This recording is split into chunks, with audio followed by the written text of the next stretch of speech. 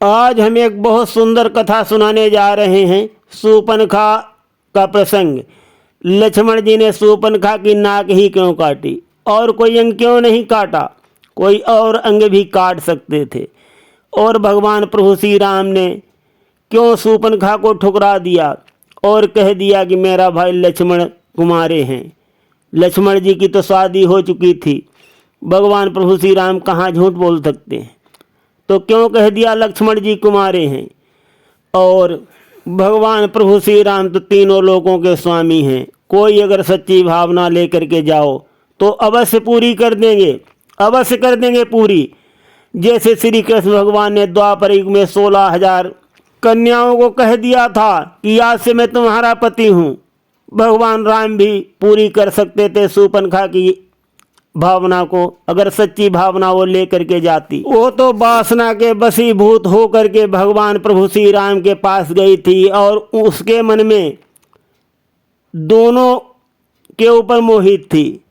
भई बिकल लख इगुल कुमारा।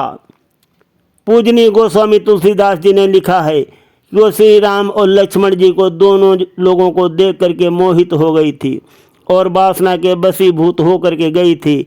इसीलिए भगवान प्रभु श्री राम ने कहा कि मेरा भाई लक्ष्मण कुमारे हैं। क्यों उन्होंने कह दिया कुमारे हैं?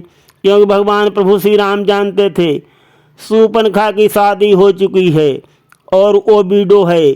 वो कह रही है कि मैं कुमारी हूँ, तो उसी प्रकार से लक्ष्मण जी की भी पत्नी साथ में नहीं है और जैसे उसका आदमी साथ में नहीं है वो कुमारी बन रही है।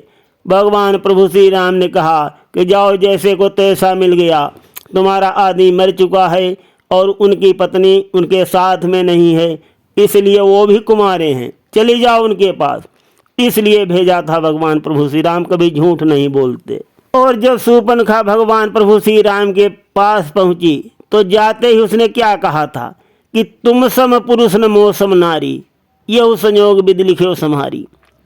तो ब्रह्मा जी भी घबरा गए, कहने लगे मैंने कब लिखा है कि इसके समान कोई नारी नहीं है। चलो, भगवान प्रभु श्री राम को तो उनके समान कोई नहीं है, लेकिन इसके समान मैंने कब लिखा है कोई नारी नहीं है। ब्रह्मा जी भी घबरा रहे हैं, डर रहे हैं कि देखो झूठ बोल करके मुझको भी बदनाम कर रही है शूर्पणखा। साथियों, लक्ष्मण जी ने शूर्पणखा की नाक ही क्यों काटी? और भी कोई अंग काट सकते थे। लक्ष्मण जी तो शूर्पणखा को मार ही देना चाहते थे, वध करना चाहते थे उसका, किंतु प्रभु श्री राम ने इशारा किया कि इसकी नाक काट दो। तभी लक्ष्मण जी ने नाक काटी थी, ताकि ये प्रमाण रहे और किसी को ये छल न पाए और पहचानी जा सके। तो इस प्रकार से शूर्पणखा की नाक कटती है और राक्षसों को चुनौती दी जाती है। अब सुनिए कथा के प्रसंग में हम रामायण के रूप में आप सभी को सुनाते हैं अत्यंत सुंदर प्रसंग। श्री गुरुजन को मेरा प्रणाम, चरणों में शीश झुकाता हूँ। श्री राम नाम की महिमा का नूतन अध्याय सुनाता हूँ। धर्म कर्म सत्कर्म में बीते 12 साल, बरस 13वां जब लगा उसका सुनिए हाल। रावण की भगनी शूर्पणखा एक दिवस घूमने आई है। देख राम और लक्ष्मण को अपने मन में ललचाई है। रूप देख आसक्त हुई, फिर बोली मीठी बानी है। आश्रय दो हमको बनवासी, इस हेतु महाजिद ठानी है। सीता की ओर देख प्रभु ने उसको कहा बुझाई है। श्री राम नाम के 2 अक्षर में सब सुख शांति समाई है। सुनो सुंदरी बोल उठे, सीता की ओर निहारा है। हम कुंवारे नहीं विवाहित हैं, जीवन अति सभ्य हमारा है। हम एक नारी व्रत रखते हैं, मन में कुछ और न दूजा है, जो आदर सबका करते हैं, मर्यादा अपनी पूजा है। रिश्तों में बहने बहन हुई, हर भाई मेरा भाई है, श्री राम नाम के दो अक्षर में सब सुख शांति समाई है।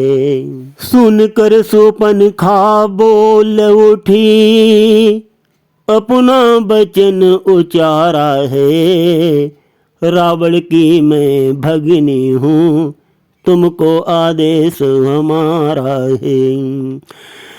आश्रय दो मुझको जीवन में, दिल में महा उत्साह भरो, मैं आज्ञा तुमको देती हूँ, मुझसे गंधर्व विवाह करो।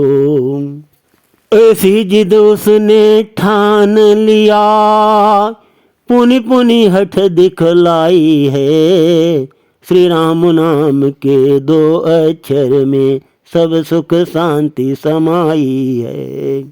क्षमा करो हे कामिनी, बोले श्री रघुवीर, ढूंढो कहीं सुयोग्य वर, धर कर मन में धीर। कहे राम ने मृदु वचन, होकर अति गंभीर, हटी वहां से फिर गई, लखन लाल के तीर। जाते ही बोली लक्ष्मण से, क्यों मुझे देख कर हंसते हो, उनके तो साथ में नारी है, तुम किंतु अकेले लगते हो। लेकिन तुम उनकी तरह हमें उत्तर देना खुरखुरा नहीं, तुमने तपस्वी तपस्विन में ये भी जोड़ा कुछ बुरा नहीं। इस प्रकार शूर्पणखा ने लक्ष्मण से बात चलाई है, श्री राम नाम के दो अक्षर में सब सुख शांति समाई है। लक्ष्मण जी का सर्वदा है कुछ उग्र स्वभाव, सह नहीं उनसे हुआ दुष्टा का प्रस्ताव। बोले ये बातें करने में क्या तुझको लाज न आती है, तेरे मुंह तेरी जिह्वा पर क्यों गाज नहीं गिर जाती है। जीवन में हमने प्रथम बारी ऐसी निर्लज्ज निहारी है, चल निकल हमारे आश्रम से, तुझसे ये विनय हमारी है। इस प्रकार श्री लक्ष्मण ने उसको डांट लगाई है, श्री राम नाम के दो अक्षर में सब सुख शांति समाई है। फिर कहा लखन ने असुरा से, यदि नहीं विवाह हुआ तेरा, परिवार से अपने जाकर कहे, वो कर दे कहीं ठौर तेरा। है आर्य विवाह धर्म साधन, तुम सट्टा जिसे समझती हो, आनंद भोग ही लक्ष्य नहीं, क्यों पागल बनी घूमती हो। यह समझा कर लक्ष्मण ने आगे बात बढ़ाई है, श्री राम नाम के दो अक्षर में सब सुख शांति समाई है। नैन लाल कर लक्ष्मण ने बार बार समझाया है, महाअभागिन शूर्पणखा कुछ उसको समझ न आया है।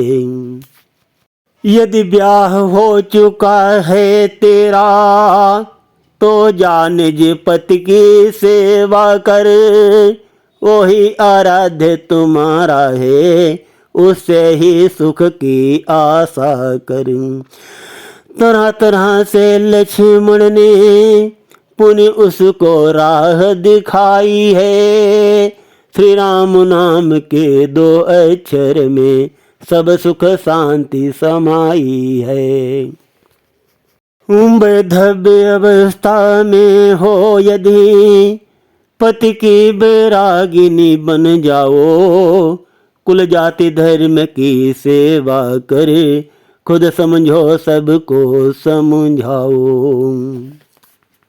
कुछ आगे और सुधार करो, ये पथ है तेरी सुभगति का।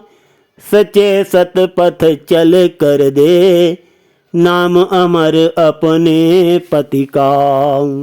तेरे उज्जवल कामों से जो कुल को मिले बड़ाई है। श्री राम नाम के 2 अक्षर में सब सुख शांति समाई है। सुनकर लक्ष्मण के वचन बोल उठे तत्काल। बंद करो उपदेश यह, बोलो वचन संभाल। सोचा उसने इससे तो गल सकती अपनी दाल नहीं। ये तो पूरा उपदेशक है, बदलेगा निज चाल नहीं। किंतु बड़ा भाई इसका कुछ मृदुल समझ में आता है, पर उसके साथ भामिनी है, इसलिए नहीं अपनाता है। यही सोच कर दुष्टा ने पुण्य माया फैलाई है। श्री राम नाम के 2 अक्षर में सब सुख शांति समाई है। विकट रूप उसने धरा, लगी न पल की बारी। माला थी जो फूल की, बने सोल की तार। झपट जान की पर पड़ी, अपना मुंह फैलाए। क्रोधित होकर लखन ने देखा दृष्टि उठाए। यह लगे सोचने लखन लाल, यदि माँ को दुखित करे कोई, सेवक के सन्मुख रहते ही स्वामिन का अहित करे कोई। ये सोच सुमित्रा नंदन के आंखों में खून उतर आया। सोचा मरोड़ दूं गर्दन को, हो चोर चोर सारी काया। भाई का ऐसा भाव समझ संकेत दिया रघुराई है। श्री राम नाम के 2 अक्षर में सब सुख शांति समाई है।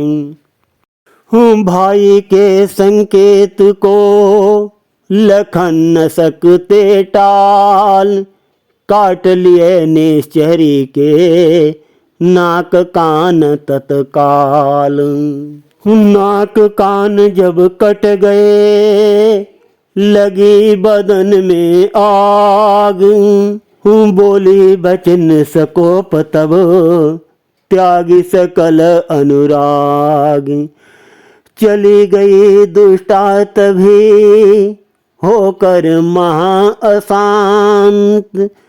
तब लक्ष्मण से बचन ये, बोले सीता कांत। तो साथियों, नए अंदाज में हमने शूर्पणखा की नाक कटने का प्रसंग सुनाया है।